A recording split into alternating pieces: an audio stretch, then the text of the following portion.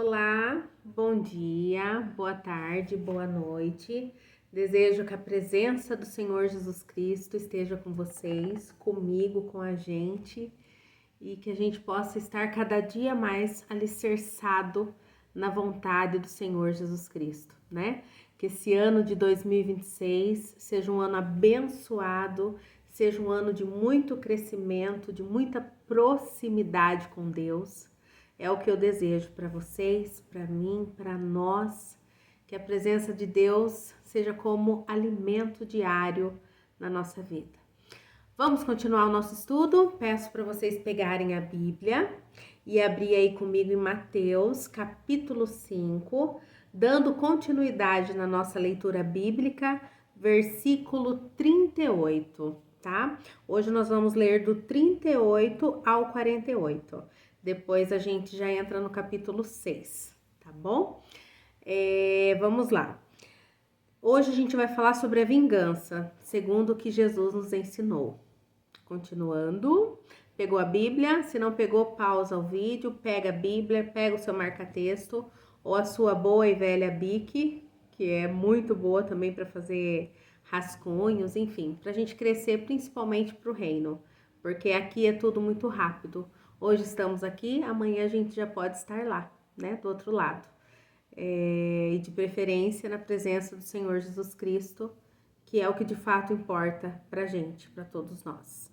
Vamos lá, versículo 38. Ouviste o que foi dito, olho por olho, dente por dente. Eu, porém, vos digo, não resistais ao perverso, mas a qualquer que te ferir na face direita, volta também a outra. E ao que demandar contigo e tirar-te a túnica, deixai-lhe também que leve a capa. Antigamente, quando Jesus vem, ele vem para ensinar uma outra forma, né, de olhar as coisas. Então, antigamente, vamos supor que você brigou e alguém quebrou um dente seu, né? Lá numa discussão quebrou um dente. A lei dizia que se alguém quebrou seu dente, essa pessoa também teria o dente quebrado. Se alguém deixou você cego de um olho, essa pessoa também ficaria cega de um olho. Então a lei lá na época de Jesus era olho por olho, dente por dente. Então era o mal com o mal. Se a pessoa te fez o mal, você automaticamente poderia devolver o mal para a pessoa. E Jesus aqui ele vem ressignificar esse mal, né? Então ele fala aqui, eu porém vos diga. E aqui na lei, gente, não era nada injusto, tá? Porque se alguém te bateu, automaticamente você também poderia revidar essa pessoa, não é? Automaticamente que se alguém te feriu, você também poderia, era legítimo que você também pudesse machucar essa pessoa, visto que você também foi machucado. Então não tinha nada de fora, né? Eu tô cometendo uma injustiça. Não, pela lei era justo que você pudesse revidar o mal que lhe foi causado. Aqui, Jesus traz para nós um novo pensar, né? Ele traz realmente uma metanoia, uma mudança de pensamento, uma mudança de atitude, de forma de agir, de reagir. E aqui ele fala, eu porém vos digo, não resistais ao perverso, mas a qualquer que te ferir na face direita, volta-lhe também a outra. Muitas vezes nós vamos ser ofendidos, vamos ser caluniados, né? E revidar essa calúnia ou revidar esse mal que foi feito naquele momento só vai lhe causar mais dor e tristeza. E muitas vezes, diante de uma discussão, não sabemos quem está certo ou errado. E não vai. Diante a pessoa te bateu e você revidou, é como se você tivesse descido ao nível da pessoa, né? E Jesus aqui, ele traz para nós esse novo pensar, né? E ele fala que se alguém te bater na face direita, ofereça-lhe também a esquerda.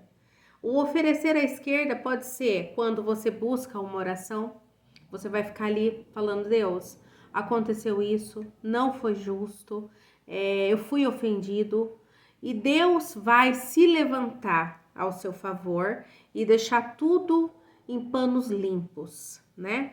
Eu tenho alguns amigos que creem muito em Deus e eles falam o seguinte: quando a gente entrega a vida nossa para Jesus, a gente não tem muito o que se justificar, né? O justo não se justifica. Vão falar, vão perseguir, vão te caluniar, e muitas vezes cabe a nós o silêncio. É a melhor resposta diante dos nossos acusadores, principalmente quando tem a ver com o evangelho, tá? Quando tem a ver com a palavra de Deus. O silêncio e a nossa oração é a melhor resposta. É claro, isso eu tô falando quando acontece dentro da igreja, e o principal ofendido será a palavra do Senhor, ou será aquilo que Deus prega. Aí nesse momento, sim, a gente tem que ter esse posicionamento de oração, de intercessão, porque às vezes dois irmãos dentro de uma igreja podem brigar, né? Ou ainda que seja de igreja diferente, mas que tenha Jesus como centro das suas ações, da sua crença, podem brigar, ter desavença. Nesse caso, principalmente, a melhor escolha é a oração e oferecer a segunda face. Porém, é claro que se você está fora da igreja, no seu trabalho, e a pessoa feriu a sua honra, ou fez algo que te prejudicou, a gente tem a lei, né? A nossa lei aqui, que também é legítimo, que a gente possa, sim, reivindicar aquilo que está errado. A gente tem duas citações, né? Que a gente vai encontrar lá em Paulo, em Coríntios, que ele fala que certa feita ele estava na cidade de Filipo e ele foi açoitado, né? Ele foi açoitado, ele apanhou, e aí ele apela para a lei e ele fala que ele é cidadão romano. Como assim, né? Vocês me feriram e agora vocês querem me soltar à noite, às escuras, sem ninguém ver? Então ele reivindica a lei, né? Que ele era cidadão romano, então não poderia ter acontecido daquela forma. Então, e também tem um outro caso em Jerusalém, que também ele apela para a lei, que ele também é açoitado, né? E ele fala, eu sou cidadão romano. Então, a lei, ela pode sim e deve, né, ser usada ao nosso favor. Dentro de uma igreja, quando há desavença entre dois irmãos, a melhor alternativa é levar para o nosso líder religioso e juntamente, através das orações, da intervenção e através da palavra de Deus, buscar a melhor alternativa, tá? Quando se trata de um âmbito religioso. Agora, fora da igreja, quando você é apanhado, quando você apanha, quando alguém levanta calúnias, claro que se aquilo não te prejudicou até um determinado momento, tudo bem você estar orando, né? Estar intercedendo. Mas a partir daquele momento que fere a tua honra, ou que aquilo já ultrapassa o que seria permitido, de acordo com aquilo que não te feriu, ou que aquilo que te fere, não teria problema nenhum você buscar pela lei para fazer justiça. Quando você é roubado, quando você é passado para trás, a lei está aí para ser cumprida. Faz sentido essa palavra de Jesus, principalmente quando acontece dentro da igreja, tá? Para que o escândalo não suje o evangelho de Jesus Cristo. Então, nessa questão, nesse pensar dentro da igreja, quando não fere esses princípios, principalmente por amor ao evangelho de Jesus. Continuando. Não sei se ficou um pouco confuso, gente, eu tentei explicar, mas qualquer coisa vocês colocam as dúvidas no comentário e eu respondo depois, tá? Então, ouviste o que foi dito, olho por olho, dente por dente. Então, Jesus fala, eu, porém, vos digo, não resistais ao perverso, mas a qualquer que te ferir na face direita, volte-lhe também a outra. Às vezes, gente, responder é descer ao nível do ofensor. Porque quem está ofendendo alguém já está em um nível abaixo, né? Então, de repente, responder à ofensa é descer ao nível dessa pessoa. E ao que quer demandar contigo tirar-te a túnica, deixe-lhe também a capa. Aqui ele fala também sobre essas questões. É claro, vamos pensar aqui no âmbito dentro da igreja. E fora da igreja nós temos a lei aí, né? Se alguém bateu no seu carro, é óbvio que tem a lei aí que vai te dar um parâmetro de como resolver essa questão. Mas se isso demandar mais tempo aqui e demandar questões da sua fé, compensa muito mais você, de repente, ficar com certo prejuízo do que levar isso posteriormente para mais tempo e ofender a sua fé em Cristo, a sua honra e o Evangelho, né? Se alguém te obrigar a andar 1 milha, vai com ele 2. Dá a quem te pede e não volte as costas ao que deseja que lhe emprestes. Certo? Do amor ao próximo, ouviste que foi dito: amarás o teu próximo e odiarás o teu inimigo. Eu, porém, vos digo: amai os vossos inimigos e orai pelos que vos perseguem, para que vos torneis filho do vosso Pai Celeste, pois ele que faz nascer o sol sobre os maus e os bons, e vir chuvas sobre os justos e os injustos. Porque se amardes os que vos ama, que recompensa tendes? Não fazem os publicanos também o mesmo? Eita, que difícil, né? Continuando. E se saudardes, cumprimentar, né? Somente os vossos irmãos, que fazeis demais? Não fazem os gentios também a mesma coisa? Portanto, sede vós perfeitos, como perfeito é o vosso Pai Celeste. Que difícil, né, gente? Aqui Jesus fala para nós que devemos amar o nosso inimigo e orar pelos que vos perseguem. O que nós podemos entender aqui? O que é amar? É não fazer o mal. Amar é não pagar o mal com o mal. Amar é você não fazer aquilo que o outro, na sua concepção, mereça. Ele te fez o mal e você quer devolver o mal. É você entregar na mão de Deus, orar, né? Deus, que essa pessoa possa ver a falha dela, que ela possa ver aonde ela tem errado e que ela se arrependa do mal que ela tem causado.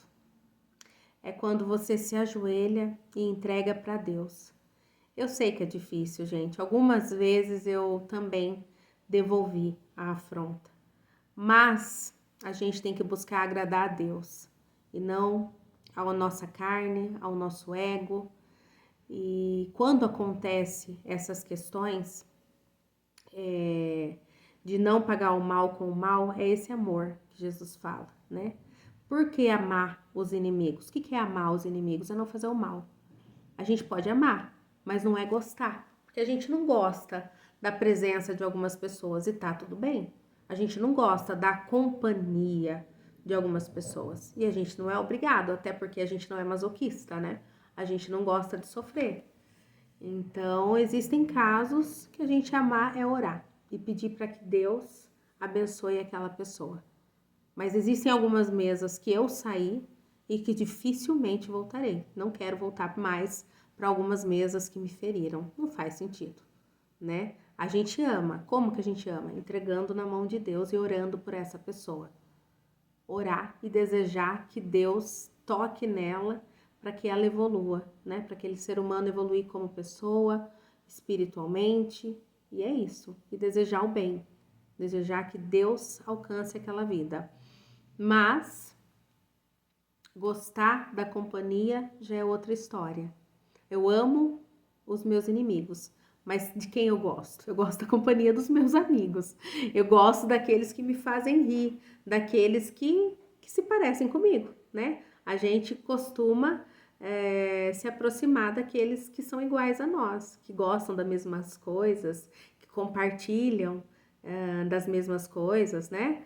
Que têm as almas parecidas. Eu costumo falar isso. Essa foi a palavra de hoje. Preguei para vocês, mas principalmente para mim, porque não é fácil se esvaziar de nós, né? Dizer não para nossa própria carne, para fazer a vontade do Pai.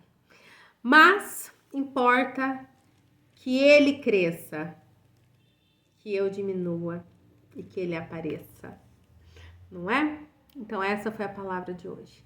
Desejo que a presença de Deus visite a cada um de vocês. Desejo que a presença de Deus faça morada na sua casa e que vocês conheçam e se apaixonem cada vez mais por Cristo. Importa fazer a vontade dele e não a nossa. Mesmo que às vezes doa na nossa carne, tá bom? Lembrando que perfeito é só o Pai.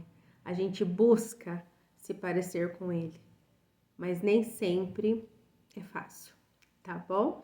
Fiquem com Deus, uma ótima semana abençoada, aguardada, guardada e protegida por Cristo.